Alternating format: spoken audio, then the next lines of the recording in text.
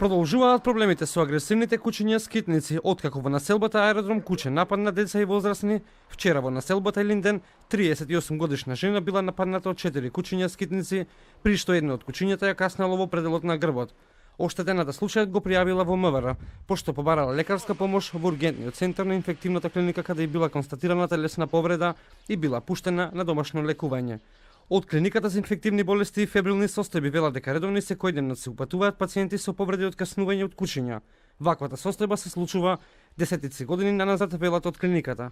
На Универзитетската клиника за инфективни болести и фербилни состојби редовно и секојдневно се упатуваат пациенти со повреди од каснување на кучиња. Кај пациентите се спроведува зависно вакцинален статус и потреба, антитетанична и антирабична сероивакцинална профилакса. Повредите настанати од кучиња се редовна појава која се случува десетици години наназад. Градоначалникот на општина Центар пак денеска по однос на масовното труење ги повика граѓаните да помогнат да се открие кој фрла отров за кучиња. Изјави дека се предвидени и парични награди за граѓаните кои ќе пријават или достават каков било релевантен податок.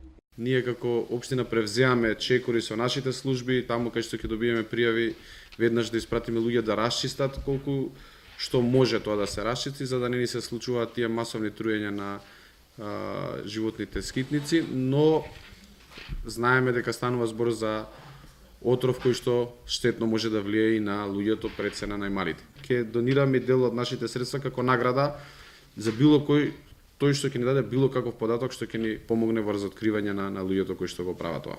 Од Сдруженијето за заштита на животните Анима Мунди вела дека секој изолиран случај на каснување треба да се разгледува индивидуално, а не да се посегнува по масовно расфрлање на отров.